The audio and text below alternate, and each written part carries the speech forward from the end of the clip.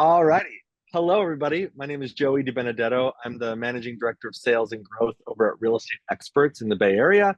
And I'm here with one of our newest additions to our real estate experts team, but certainly not a new addition to real estate. She's been in the business for 2 years now and is already proving to be one of the top real estate agents in the entire Bay Area. And I know that that makes her feel a little awkward when I say that because her growth is just literally like a rocket ship. But I'm so excited to introduce you all to Erin Feist, and get have you get to know her and her business and how she got to where she is today. And so, Erin, I just want to say thank you for being here. I appreciate it. Thank you for having me. Of course. So let me before we get into where you are today, we have to go back a little bit further. And so I just want to ask, what were you doing before you got into real estate? Like, what did your life look like? So before I got into real estate, I was working in investments and finance for 10 years. Um, and it's funny because my clients would commonly tell me that I should be a realtor. And I always thought that was just the most random thing to tell somebody. And I never really considered it just because the commission only aspect was always a big drawback for me. I liked having that safety net, right? Yeah. Yeah. So I don't know. Eventually I just made the jump over to it and I absolutely love it. Well, what was it? What was the turning point for you that you were like, you know what, maybe they're right, I should do this? Yeah. Honestly, it was more of a an impulse decision almost because I felt like at the career I was at in that career path, the next steps just didn't interest me. Hmm. And I felt like I was no longer being challenged in my current position and I wasn't developing any more skills. So I was getting bored. It was just a Got it. very mundane job. So you chose to jump into the least boring job in the world because it's just all ultra pressure. I find it so funny that most people get into real estate because they want a flexible schedule and they don't realize that what that means is I'm going to be working 24/7. Like that's the flexible schedule I've chosen. I That's did about that. I was like, oh, this might be fun. Like I can't, and I wasn't thinking about the schedule. It was more, I can do things my own way. your own boss for sure. Yes. So let me ask you, you got into the real estate business. You've been in now for just about 2 years. What's been some of the frustrations that you had getting started and getting into the business? hmm So when I first started in real estate, I had reached out to one of my old clients from my previous job because he was a realtor and I didn't know what to do. So he had me join the same brokerage that he was at. And outside of that, I really didn't have any guidance. I didn't know I didn't know what the home buying process was myself. I didn't know, let alone the selling process. And or what benefits to look for in a broker. I didn't know what a real estate team was.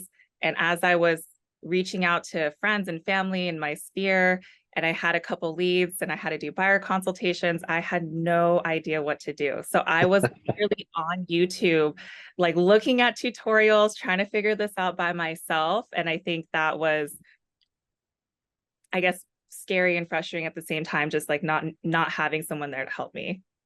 Oh yeah. I mean, if you're learning how to be a realtor off YouTube, you're really pressing your luck there. I know. That's amazing. I Well, lasted 1 month doing that. Okay. I'm glad it lasted only that long. Good for you.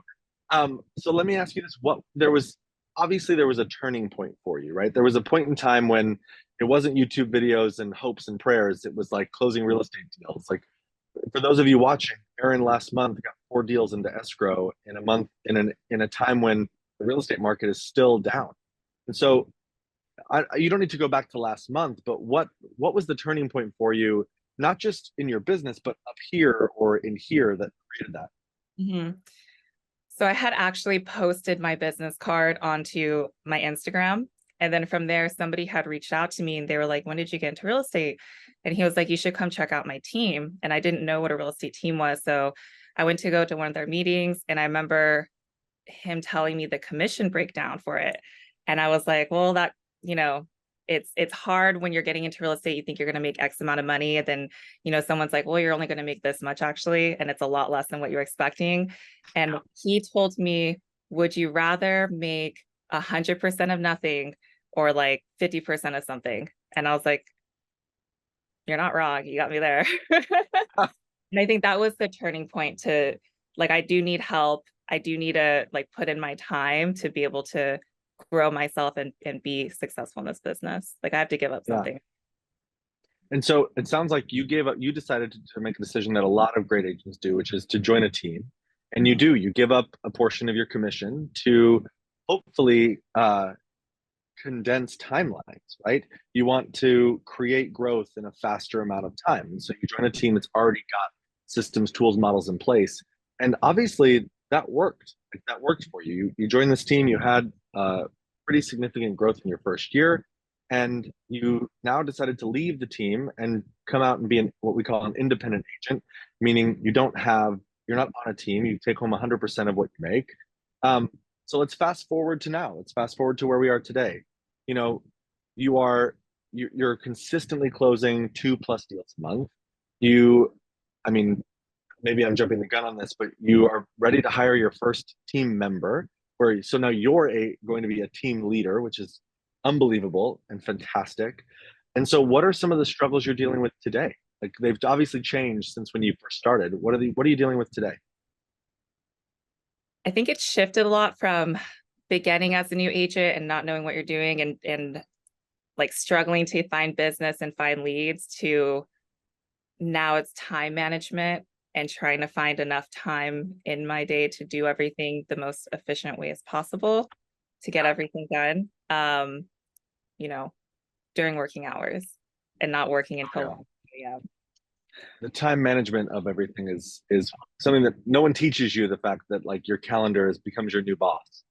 Yes, and I always tell everybody if it's not in my calendar, then it's not going to happen. Like if we're making plans, it has to go on my calendar right away. That's And just amazing. out of habit, like I send my friends just the invitation just out of habit. Like if it's a client, they're like, really, Erin, you sent me an invitation to lunch. That is too funny. So let me ask you. So I'm hearing this, right? You're sort of wired to operate this way, which is amazing. But talk to me a little bit about um,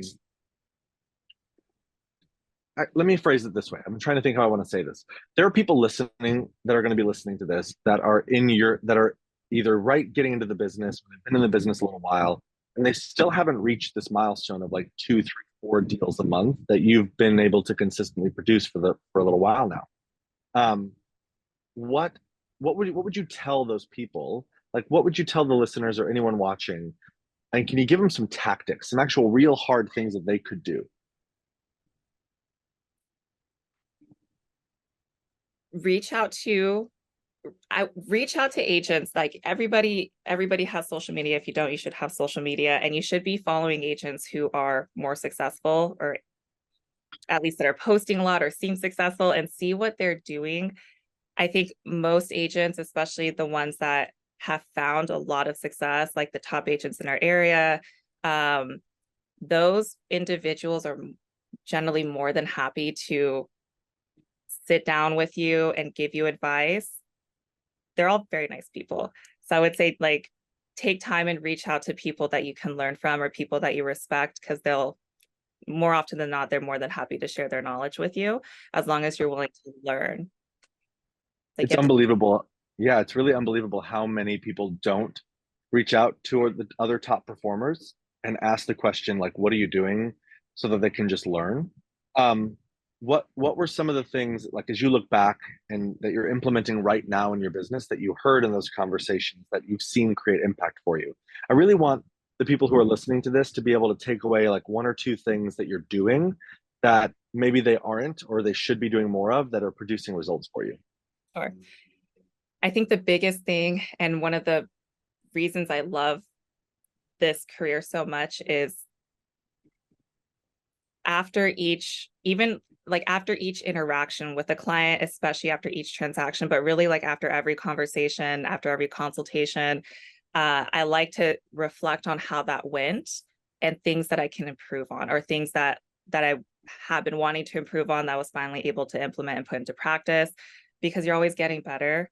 I think it's like a lot of agents don't make it in this business, and I think you have to be really strong minded to be able to do so. And it's hard. There was a time when that I wanted to quit too, but honestly, like it's I think a big takeaway from me is, instead of looking like when you lose a client or you're not closing any deals, or a client ghosts you, instead of looking at it like you failed, like what did you do wrong, or what could you have done differently to avoid that happening? Because it's really just a failure if you're not learning from it, right? Like you only fail Mm. thing. And I think that's like a big thing that I learned here. And I think everybody should know that, like that mindset. Yeah. There's actually, there's a great quote that says there's no such thing as failing. There's winning and learning. Mhm. And, you know, the people who operate, what you're talking about right there is what we call a growth mindset. There's two types of mindsets that people walk into this business with. It's growth mindset or a fixed mindset. And that fixed mindset ends up getting people stuck in what they could or should have done versus what they did do and what they can do better next time. And that, I'm telling you, that's the difference between someone who has sells deals and someone who has a business. That's it's a wonderful piece of advice. And I've watched you now over the last few months. I've watched you live that in real time. Like, you and I we've had a couple coaching sessions one on one, and one of the things that I've seen you do really, really well is grind it out. Like I've seen you work. You're a workaholic, which is a blessing and a curse. It's a blessing because you know that you can trust yourself to get work done. And it's also a curse because you're going to get the work done. Like you're going to get it done no matter what. And so I've watched you have this unbelievable, even just slight transformation of learning where you allowed yourself space, you allowed yourself some time. I told you that I wanted you to celebrate a deal, and you went out and celebrated a deal. And so I've seen you learn in areas where other people may have just taken a step back or just let it slide. So I appreciate you sharing that. It's so true. What what's one thing that you've in those learnings, in the things that you've sort of taken where others may have looked at it as a failure, but you took it an opportunity to learn something. What's one of the big things that you have learned? One of the biggest things I've learned, um, honestly, and that's a hard one. I think like a more general thing is just the more I learn about this business, actually really anything in general, but specifically with this business, once I think I've gotten something down and I've mastered it, or I'm really good at doing something, and then I realize like, man, I'm still an amateur at this. Like there's still so much, like, and it's like once your ego gets to here, there's some things gonna come along where it's like, oh man, I suck. Like I want to be like that. Like there's always that next level. You thought you reached the boss level, but Yep. you're like just beginning every time. That's too funny. You're so right. Well, that's the growth mindset, right? And I think so many people, I've watched so many agents, wonderful, talented, kind agents, get stuck in their business because they think they've learned all that they can. And the agents that continue to open their brain and literally have to have the mindset of teach me as if I know nothing, even though I know what I'm doing, those are the ones that have the most amount of success. So let me ask you, for those agents who are listening, what would you say to someone who's currently in the shoes that you were in? What would you tell them to start doing, like right when they stop watching this call this afternoon? What's the first thing you would tell them to go do? Reach out to agents that you follow or that you look up to and that you respect. Like get their advice, offer to take them out to dinner, offer to buy them lunch. No one's going to turn down a free meal, and then they're stuck with you for an hour so you can pick their brain. That's amazing. Yeah, give Um, them like, hey, I'm going to buy you lunch. What's your favorite restaurant? nice. Yes, just schmooze them till they can't say no. Exactly. Perfect. All right, so let's talk. We've talked a little bit about sort of where you came from and where you are. Let's talk a little bit about where you want to go. So, you know, where do you see yourself in 5 years from now, 10 years from now? What do you see yourself doing? What do you see yourself accomplishing? And where does the reason for that come Hmm. I would like to have like my own, I guess, like established brand where people see my name and they know like, oh, that's associated with real estate. Like it, and it could be anybody, right? But like my name is just associated with real estate. And it'd be nice to grow my team and be able to have more structure in place with my day to day and overall and just my business in general, Joey. So I'm looking forward to your help with that. You got it. Don't worry about it. Hmm. So what about like 20 years from now? I know that's a long way away, but do you see yourself do you see yourself staying in this business that long? Can you see the growth potential over the next 20 years? Of course I can. I hope to be in this business in the next 20 years. Like I said, I really love what I do, unless there's something that makes this career obsolete, like AI comes and takes over, or some sort of real estate robots. Like I hope to be doing this for as long as I can, because it makes me really happy. It brings me a lot of fulfillment. The good news, Erin, is I can tell you, I I've seen a I've seen enough to know that I don't think you're going to have to worry about technology taking your job. Um, Technologists for the last 5, 6, 7 years have been trying to eliminate the real estate agent, and they just can't seem to make it happen. Um, so I think you're safe. I think you're safe. Hopefully, knock on wood, man. Yeah, we definitely still want to knock on some wood, but I think you're safe. All right, so I want to make sure, I want to just say thank you, first of all. Thank you for taking some time with me. Thank you for sharing some of your insights. Thanks for sharing sort of where you came from and where you are now, and where, of course, where you want to go.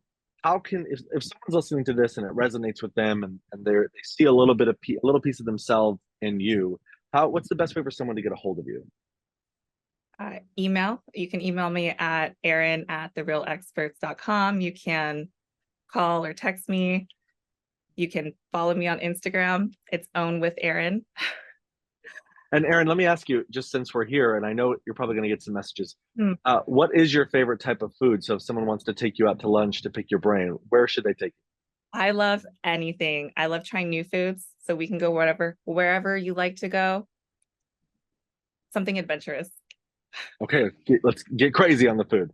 All right, y'all. And Either crazy. my last question for you. This is a question that I ask every single person I talk to. It's probably my favorite question I ask, which is, you've probably had a lot of people offer you a lot of advice throughout the years. And whether it be in real estate, in finance, wherever it was in life, what's one piece of advice that has stuck with you for your whole life that still to this day rings true for you? Hmm. I think that failure piece is the one that resonates with me the most. And the way that you worded it just now, though, with there's no There's no failure. such thing as failure. There's It's winning and learning. exactly. I like that one. Like that's my new one to take away. Because Yes, I made the list. yes, it's the same concept, but I like the way that you worded that. For the record, I stole that from somebody a lot smarter than me too. So, because I like it a lot as well. All right, Erin, thank you so much. I really appreciate your time. If you are watching this and what Erin is talking about resonates with you, and you want to learn more about how she took her business from literally nothing to 4 deals a month, growing her team in a place where she's in this unbelievable momentum, please reach out to her. I know that I promise you, she will take the time to go eat lunch with you and share everything she knows. So, Erin, thank you so much, and we'll see you at the office. Awesome. Thank you, Joey.